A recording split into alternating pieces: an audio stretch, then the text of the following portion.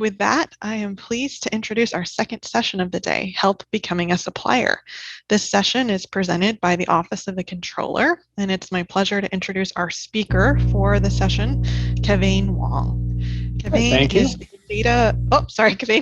You're the Data Conversion Strategy Supervisor for the Controller's Strategic Sourcing and Suppliers team. So with that tongue twister, I'll let Kevin take it away. Thank you. Great, thanks very much. Let's go ahead and move to the next slide, which is the intro slide. So as you mentioned, I'm Kevin Wong. I work with the Controller's Office in the Systems Division. Our group focuses on sourcing events and also the supplier experience, so bidders and suppliers. And as Nicole pointed out, we will have PDFs of these slides available as a handout. There's a lot I'll be covering probably somewhat quickly, but these slides are really meant to also be like a handout. So you would be able to follow them sort of page by page as you go along. So let's go ahead and roll forward to the next slide. And these are basically the topics we'll touch on, right? We'll start with the SF City Partner website, which is really where bidders and suppliers and the general public can interact with our system, some definitional things, what's the difference, the steps to become a bidder, the process to become a supplier, some maintenance issues, and then contact information for help. So let's go ahead and move forward. So as I indicated, the SF City Partner website is basically our go-to site for city bidders and suppliers. This is where you interface essentially with our enterprise payment and procurement system, which is PeopleSoft. And so this is just a picture of the front page of it. You'll see the URL for the site. I always just go to Google and search for SF space city space partner, and it's the first one that comes up. And there's a number of links, as you can see here, right? There's bid opportunities you can find at the top through view opportunities or on the get started page. If you go to the help pull down menu, there's a bunch of areas there. We'll touch on some of those a little later. To log in and register, there's the link on the top right hand corner, etc. So it's basically sort of a normal sort of website. We try to make it as sort of intuitive and natural as it can be for y'all. All right, next slide. So our next topic, just a little definition. What's the difference between a bidder and a supplier? So let's go ahead and move forward. So there's really sort of three different things, right? If you're looking at our website, the SF City Partner website, you could be a member of the general public, right? You've not done anything to become a bidder or a supplier. And as a member of the general public, you can still see nearly all the pages on that SF City Partner website. You can even click in and find some basic information on our bid opportunities. You will not be able to log in, however. You will not be able to submit any bids. If you want to start moving more towards actually doing business with the city, the first step is to become a registered bidder, which is basically a short, it says 10 to 15 minutes on average. It's 12 minutes for people to complete it, registration form. And we'll walk through that on this presentation as well. After filling that in, you will become a registered bidder, and you will then be able to view and bid on city business. You cannot be fully awarded any city business yet, though, as a bidder. To actually be awarded city business, you need to go through some additional steps and move your bidder account into a supplier account. And once you have a supplier account, you can view, bid, and be fully awarded city business, right? So that's sort of the process is here, and that's some of the difference of bidders can look, they can bid, they cannot be fully awarded. Once you're a supplier, you can do all of that.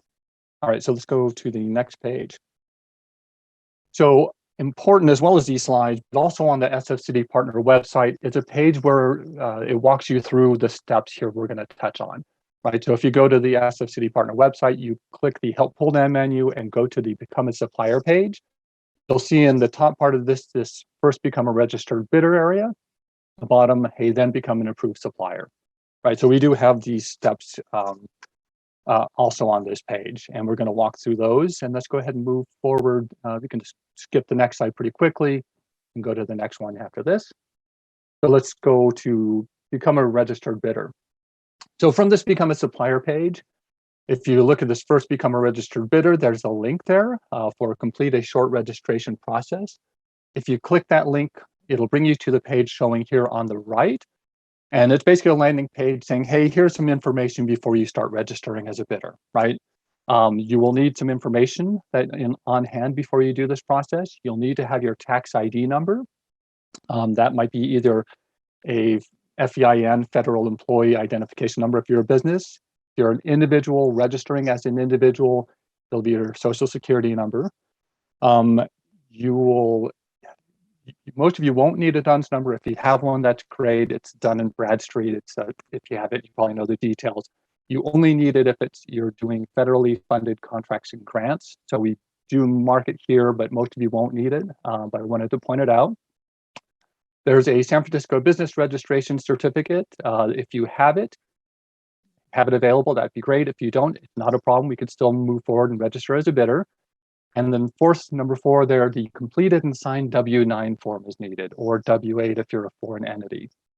And we include a link there where you can download that form, fill it in, and then you'll be able to have that to move forward. As I mentioned, it's 12 minutes on average, 6 steps. And we can start by clicking I'm ready, let's begin. And as we go to the next slide, I'll also point out, once you're doing this registration process, make sure you use these arrows on the bottom of the page to move forwards or backwards. Do not use the back arrow on your browser. That can cause some issues. It's really, once you're sort of in the system doing things, we want you to use those buttons. So I just want to point that out. All right, so step 1 is fairly straightforward, right? 3 questions. Are you starting a new registration form? So if you're starting as setting up a new bidder account, that's what you want it set as. What type of entity do you represent?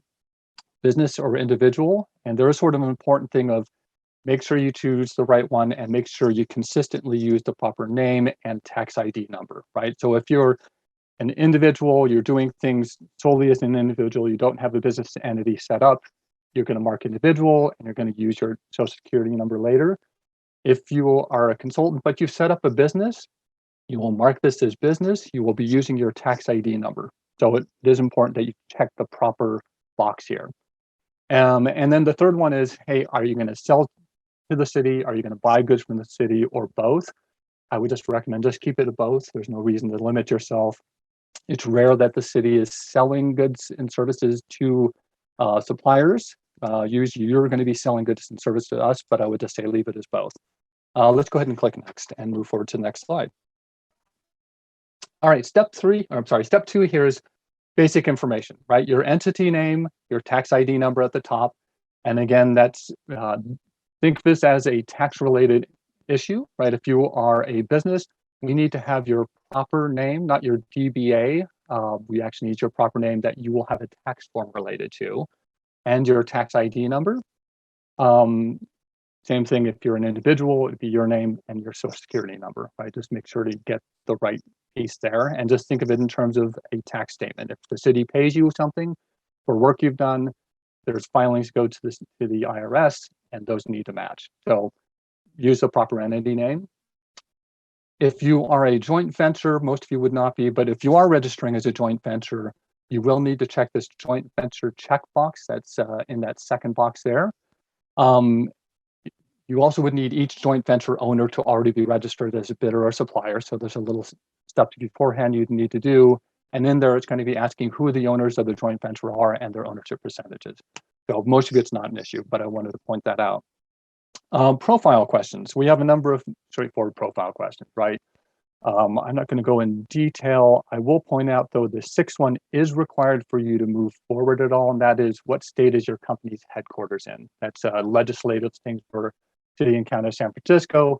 Basically, where's your nerve center, right? If you have your headquarters is in Nevada, but you have a sales office in San Francisco, you would need to mark Nevada for number 6. And the other thing I would point out, should add it in, is number 3 is where you would upload your W-9 form. It's going to be needed at some point. We should just load it up here. All right, let's go ahead and click next. And this, as you fill in those profile questions, you obviously get a little more time to look at them. We're just sort of going through quickly here. Number 3 is basically address information, right? So fill in your address, city.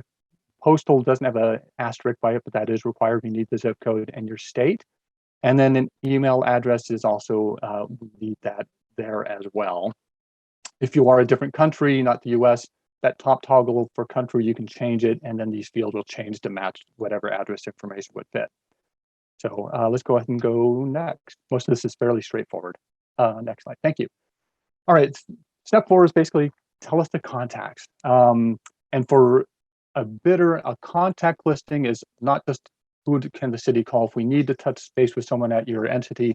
It's also who is going to have a login for our system.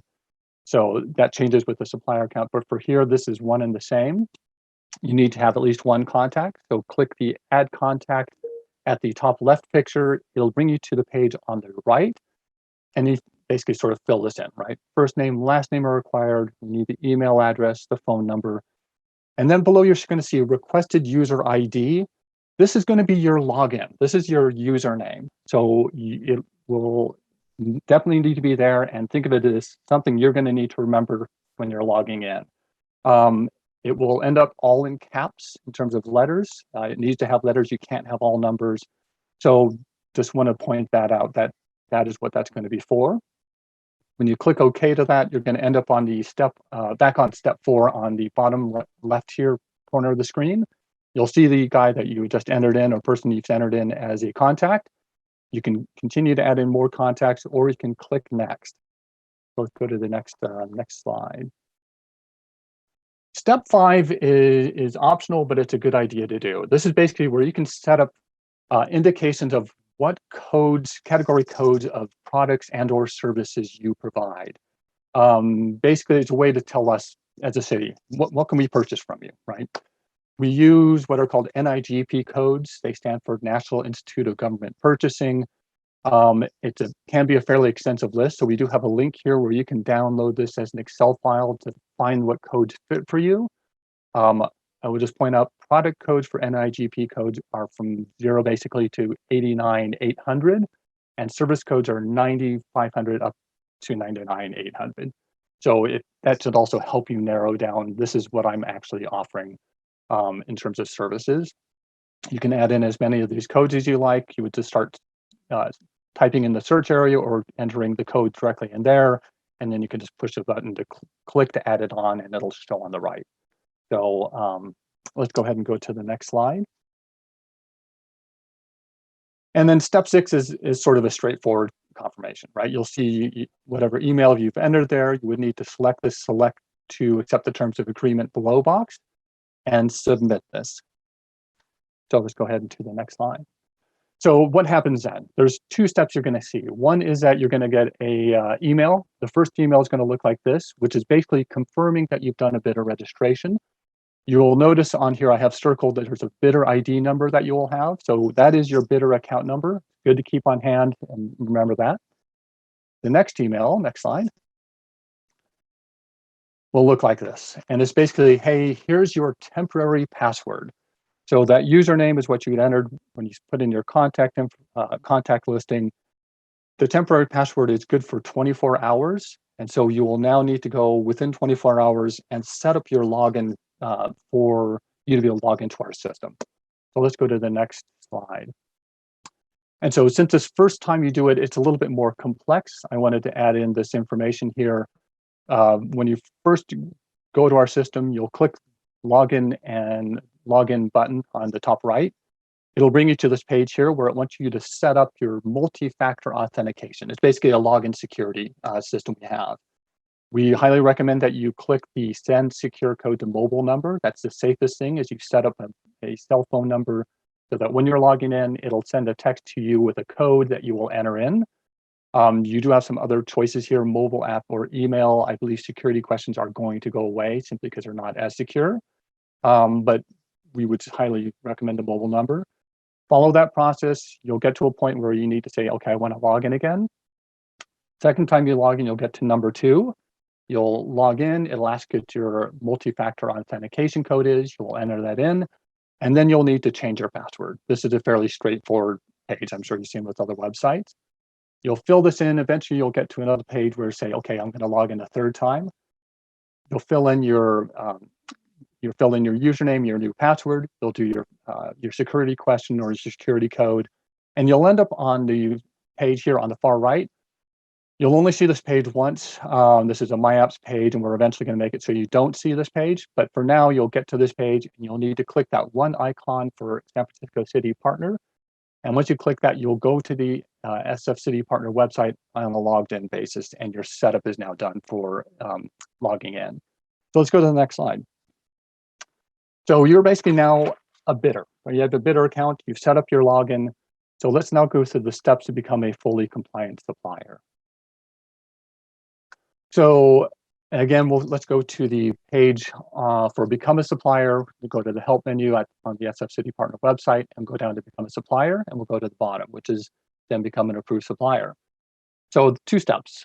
When you click on the link for number 1, San Francisco Business Tax Registration, it'll take you to the Treasury and Tax Department's page, which is where the registration goes, right? You'll see are you already registered? If you've already set up a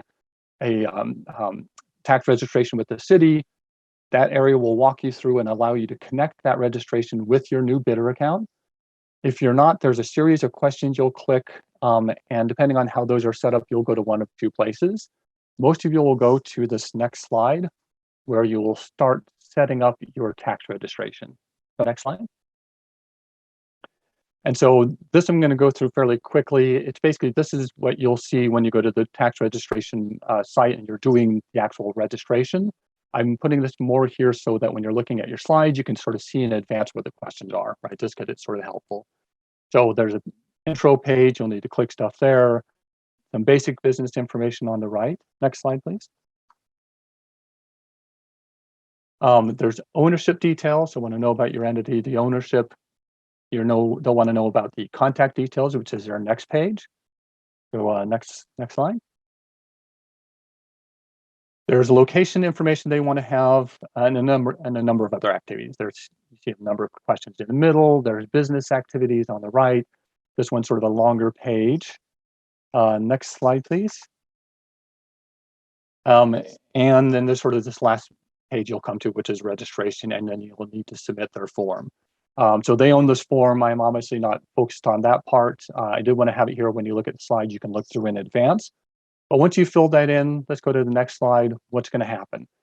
So behind the scenes, it'll take a few business days, but that tax registration will then be processed. And what you'll see in a few days will be an email that will come to you saying, hey, you now have this supplier account number. And it'll also tell you you still need to take care of your 12B declaration status.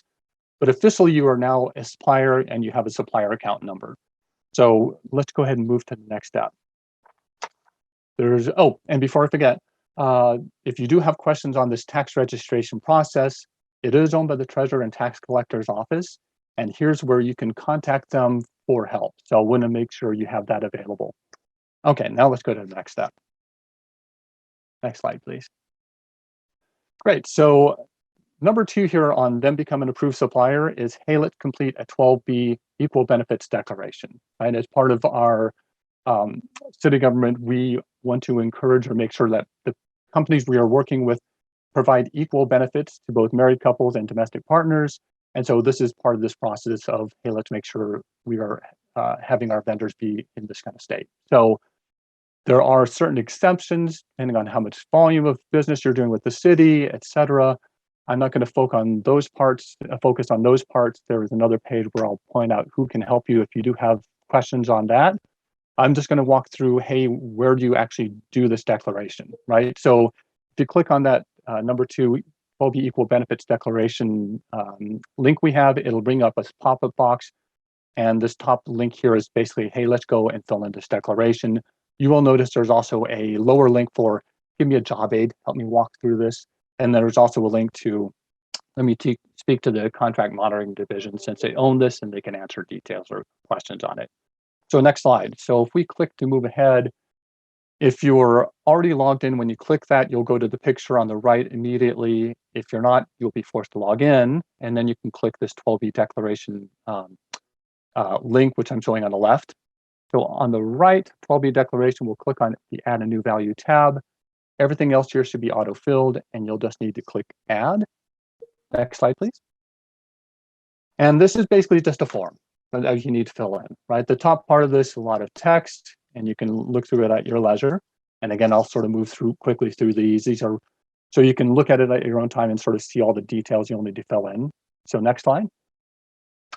Next part of this form below all that text is sort of your basic information. Hey, taxpayer ID, what is your taxpayer ID category? Is it a tax ID number or is it a social security number, et cetera, whatever it is. Those will pre-populate based on what you fill in on your bidder registration. There's a bunch of other information on your employees, they're part of unions. You'll see addresses and contact information listed, and you'll need to mark which one is your main one that you want to have for this form. So next slide, please. You'll see a couple questions here related to non-discrimination questions that you will need to read carefully and answer. Next slide, please. There's additional questions here on the different benefits you provide, right? Are they provided to employees, domestic partner, spouse, etc. Next slide. And then at the bottom of that page, you'll see an area where you can put in attachments, and then you'll need to save your form. We recommend that you also print or download a copy of your 12B declaration so you have that on hand if there's any questions. And finally, click submit. So that's that form. It's basically a fairly straightforward form. I want to point out that this should be filled in every 3 years is sort of the expectation, or updated every 3 years. And next slide. And so this 12B process is owned by the Contract Monitoring Division. If there are questions on that, or if you need them to help you in some way, here's the information on how you can reach out and get their help. Given how COVID is at this point, it's probably best to try to reach out to them via email, right? There's a lot of people still working from different offices, but there is a phone number there, and this is how you can reach them if you have questions on 12B. All right, so let's go to the next slide. All right, so if you followed all these, you are now a supplier. Your login that you had when you were a bidder now brings you to a supplier account. You should be ready to be awarded business from the city. What else do you need to do? Well, there is some supplier account maintenance, and I'll just point this out. So let's move forward. And basically, we've sort of set things up with a sort of a self-service element where we're expecting suppliers and bidders to basically manage their account. If there are issues, we do have this area that we will have pop up to say, hey, something needs to be attended to, right? Normally, you log in, you wouldn't see this attention needed area. What we do here is we're trying to give you information on your tax registration, your 12B declaration, and your state headquarters information if that wasn't filled in. And if this is showing, you'll see one of these boxes probably be red or pinkish as it is. And that's sort of a clue that, hey, something here needs to be attended to. And the text there will tell you sort of, hey, here's what the issue is, and give you directions and or a link to here's where you need to fix this. Right now, you may see a situation where the bottom two boxes are green and the top one for tax registration is white. And the reason that is there's a lot of sort of funky dates right now because of COVID. And so there may be sort of directions there of, hey, contact the Treasury and Tax Department and check on these tax registrations. Normally it would be a pink or a green box. So if you do log in and you see these things, this area pop up, look at the part that's either red or if it's a white text box, read through it and see what needs to be done. Next slide, please. And so this other part sort of goes to this sort of self-service in terms of taking care of your account, right? When you're logged in, if you were a bidder, one of the logins for a bidder account, and this is converted to a supplier account, your login gives you administrator access. And so there's some things here you can do. Well, one particular thing you can do that other logins wouldn't is that you can actually go here, click on this user profiles link on the right below my account, and you can set up new logins, right? If you can allow other people in your organization to log into our site and take actions on behalf of your company or your organization. So you can have other people log in, be able to do bids. It's good to have at least 2 people that have administrator access so that if one of you is out of town, leaves your entity or whatnot, the other person can then pick up and carry on. So that is sort of something that you'll need to manage as the logins to our system. Contact listings. So I mentioned before that once you become a supplier, your logins and your contacts can become different. So you can have some people listed with logins, right, the user profiles. Other people can simply be listed as just contacts. And so if the city has an issue with your account and needs to contact you, or the city wants to invite you to bid on some sort of event, if you have someone listed as the contact person for that, the city, when it's making its invitations for a sourcing event, can reach out and say, okay, here's the person we need to invite, right? And that person would get an email or whatnot. So it's important to have those contact listings. Who should we reach out to? Addresses, you can add new addresses to your accounts through the address link. My categories and alerts, if you want to add on additional categories or edit the categories of, hey, here's the products and services I provide, that's where you would do it. To set yourself up for electronic payments, there's a link here for enroll in ACH payments, and where it would take you to a different page that you would need to fill in. And if you need to change your password or your multi-factor authentication security stuff, there's a link there to use. There are a few things that you cannot do directly in the system. You need to request that we do it for you. And so that's why there is a request account changes link. And the things you would need to request to have done are changing or inactivating an address. We don't want you changing or deleting it on your own, because we can have, well, we've had situations where a payment's trying to go out and then someone changes the address or deletes it, and then it goes into limbo, right? So we're trying to avoid having those kind of problems. So that's why we want you to make a request to have that done. And similar thing for marking a contact is invalid. Well, we want that to be done as a request so that we can get that done properly. And then on the right, you sort of saw this briefly, but under certifications, there's a 12B declaration link. So if you're going to need to do another 12B form or haven't done one and you need to do it, that you would click. There's also a 14B LBE certification. If you are a local business enterprise, there are some advantages to filling that out and becoming recognized for that. And that is where you would click through. And that's another thing that's owned by the contract monitoring division. So they can help guide you through those details. Next slide, please. Also want to point out, there's a lot of job aids, right? So there's a lot of things you can do, and we've tried to write up different job aids to help walk you through those things. So particularly if you liked having something in front of you to follow, if you go to the SF City Partner website, click on this help pull down menu and then go to training, it'll bring you to the page on the bottom left corner, which will say, do you want a bidder job aid or a supplier job aid? So if you're still a bidder, you go there and you'd click bidder job aids. If you've already become a supplier, obviously click supplier job aids, and it'll then bring you to a page like the one shown here on the right with all our different job aids. I've sort of circled or marked in red the ones that relate to managing your PeopleSoft account. So all the self-service stuff I was talking about, right? Managing login accounts, addresses, etc. Next slide, please.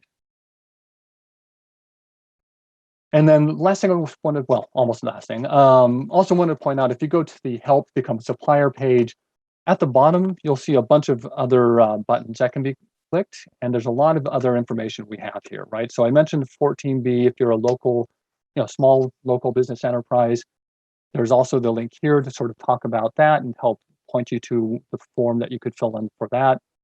If you're doing enough business with the city, there's additional forms that you would need to fill in, which is that second button, the requirements requirements based on your annual business with the city link, contract related requirements, first source hiring, et cetera, insurance, et cetera. There's a bunch of other things that might come into play.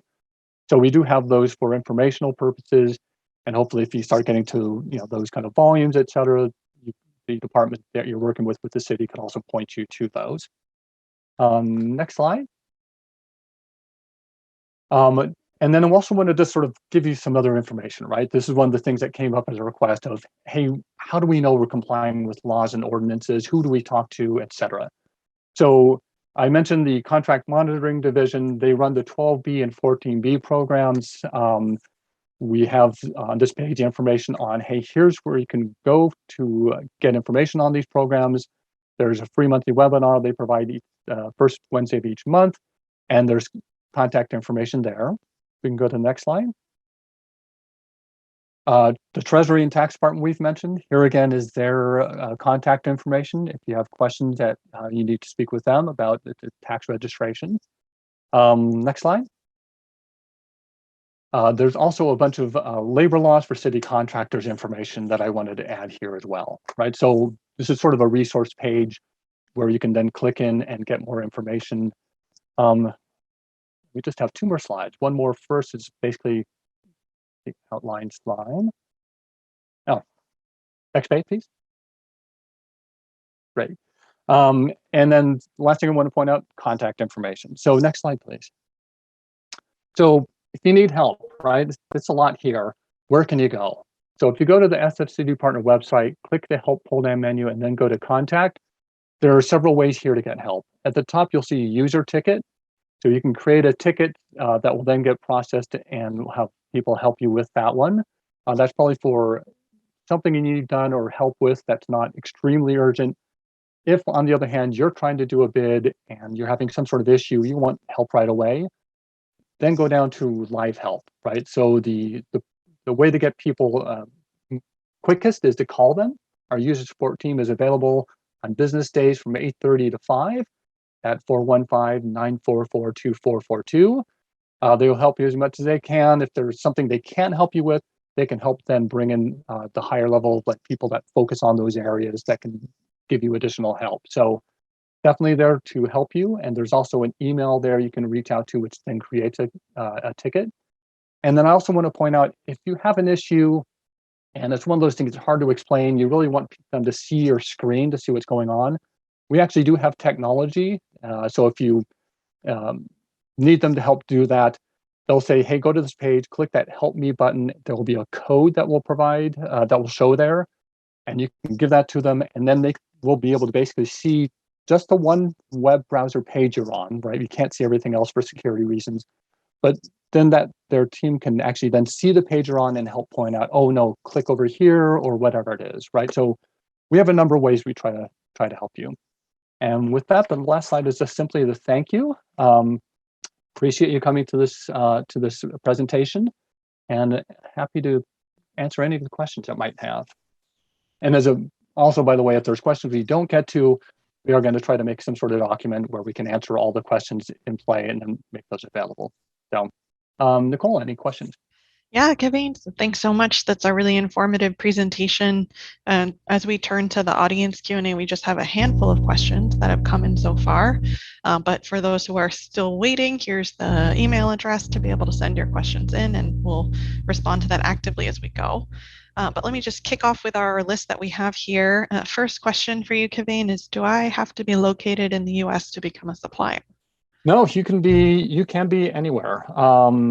So, and as I mentioned, as you might remember in like even the bidder registration when we were filling it in, I point out, okay, one of the things you'll want is a W-9 or a W-8 if you're a foreign entity. On the address listings, it defaults to US, but you can change that to a different country. And then the whole address field will all change to match how addresses are for there. So yeah, you can be from outside the country, you can be from anywhere in the States to fill this in. Yeah, there's no limits on that. Okay, sounds good. Thank you. The next question looks to be a question around timing. So this person says, if I am on the SF City Partner website and I see an opportunity that's perfect for my company, I become a registered bidder and submit my bid. But if I'm the apparent lowest bidder before I become a fully compliant supplier, does the city give me time to become a fully compliant supplier so I don't lose the bid? Yeah, so if they want to award it to you, I believe what's going to happen is the department basically explained to CMD that this is sort of a rush, and they will push to try to get the 12B done quicker. The tax registration usually only takes a few days, so basically they'll try to hold that out and get that to you. We do encourage you to, if you are planning on being awarded city business, which I imagine most of you would, of not stopping at the bidder registration process, but then moving forward to become a supplier, right? So that you don't ever come across this situation. But I haven't heard of any things where they've said, yeah, we're going to award it to you. And then they say, well, it's taking too long, right? I've always seen the city try to make the accommodation to allow you the time to move forward to become a supplier. But we, at the same time, we do encourage you to try to move forward sooner than later so we don't come across those kind of rush situations. Got it. All right. Next question is, can I register as a joint venture, but also maintain my independent registration as a bidder separately in the system at the same time? Yeah, so as I mentioned, if you are registering a joint venture, one of the things you need to do is to have each of the joint venture partners already registered in our system already independently, right? So you would then have your own registration for your own stuff, and you could also then have a different registration for that JV entity. They're different entities, right, in our system, different accounts, different entities. You can do bids for your own self on your account. The joint venture can do its own bids for things that it wants to do as a joint venture. So you can definitely keep a separate account, and it's actually a requirement that you would have to have at least a bidder account of your own before you could set up the joint venture um, that would have you listed as an owner, right? So it actually is required beforehand, and you can definitely keep them separate. You would need to keep separate and do your separate bids. I hope that answers that. Perfect. Got it. Thank you. This next one, Kevin, might be a question for the treasurer tax collector, but I'll share it with you and see if you can help to respond to it. So this individual asks, what happens if I had a San Francisco business tax registration long ago, but I have not renewed it consistently over time? Now I want to get a supplier ID and create an account on the city partner website. Am I going to be charged back taxes when I'm working on that step to become fully compliant supplier? Yeah, I don't know. I think I will leave that to them to answer. Okay. And on the slides is the information on how to contact the treasurer, tax and treasury department, so they can help you directly on that one. Perfect. And then that same person asks, besides my business tax registration, is there any cost to getting and maintaining my supplier ID? The only one I know of is going to be that tax registration, right? There's no cost to setting up a bidder account, and as far as we see it, right? Unless you're doing the tax registration as well. There's no tax or fees for setting up the 12B, et cetera. It's really just the tax registration that's going to be the issue. Okay, great. Let's see. One more question, and I know you answered this one on your contact information slide, but maybe just to reiterate, Esanata is asking, is there a phone number that small businesses can call to get help with the supplier registration process and even like hand holding through the whole process? Yeah, it's probably the user support is the best. The 415, I believe it was 944-2442. And so we have some great people there. They've worked with things that are more complex, and they can also work with things that are very basic, and always happy to help you. So I would definitely reach out to them for help on that. And like I said, if it's also one of those things of, hey, you need them to help point out on the screen where to go. They can do that screen sharing technology and be able to help guide you on that path.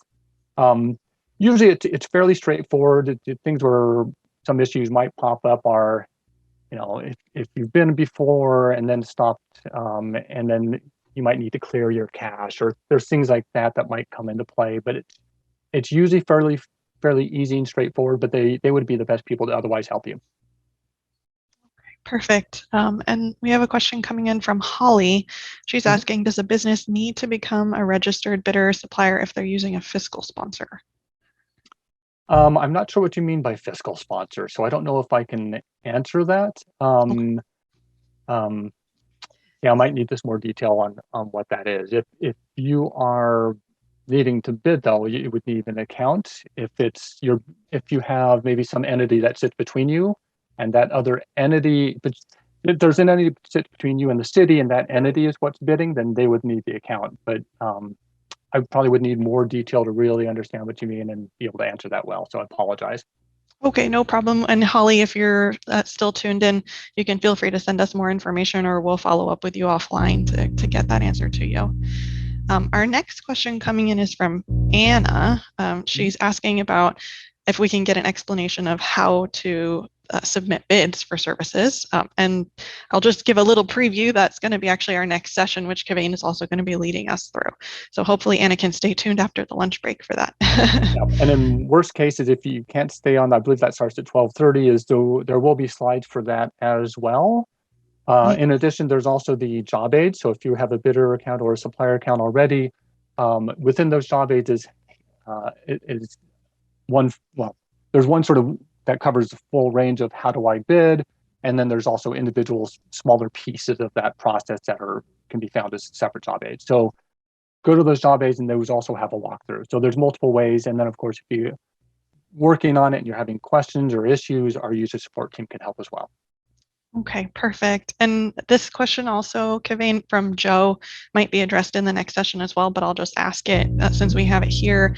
Joe is wondering, when you submit a proposal as a supplier, will you be notified if you're not awarded the contract, and the reasons for how you can improve your proposal?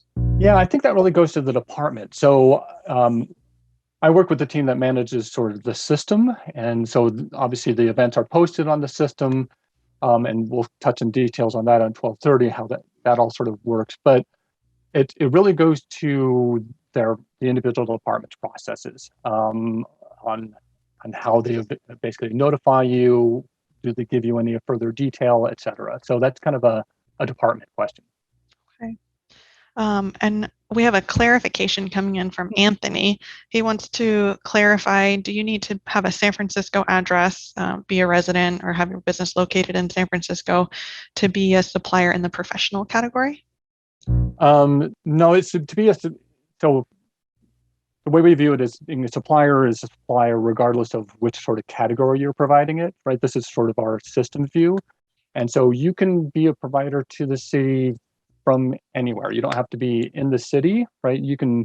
There's things that might be shipped in. Well, I'm trying to remember where our buses came from, right? Or the relatively new trains. I seem to remember, I think Breda, right, which I think was Italian, right? There's stuff that we purchase from all over. You don't have to be located in San Francisco to do business with San Francisco. Perfect. Thank you, Kavane. And I think that goes to a question I see here from Grace. You can still become a fully compliant supplier even though you're from a different state. Sounds like the answer to that is yes. Yes, and there's also some issues around San Francisco has like certain states where it's trying to not do business, and that goes the whole. I'll leave the legislation and politics stuff to its own side. So those things you can go to the different entities that I sort of have on those other slides. Say, hey, what are those kind of situations? But there's not, as far as our systems and how we're looking at it, there's no restrictions on that. It can be from any state. Perfect. Well, Kavane, I think that is all the questions that I'm seeing coming in here. So thank you so much for sharing the presentation on how to become a supplier. And as you've mentioned, just a reminder, we'll be sending out the presentation afterwards to our audience so you can grab all that contact information that Kavane has referenced. And right now, so we're a little bit early, but we're actually going to start our lunch break early. So I want to thank everyone for tuning into the Small Business Summit with us this morning. We're going to break for a quick lunch, and as we've mentioned, we'll be back at 12:30 for the next session, also presented by Kavane Wong from the Office of the Controller, where you will learn about finding opportunities and bidding using the city's SF Partner website. So we'll look forward to seeing you back here after lunch at 12:30, and thank you again all for participating.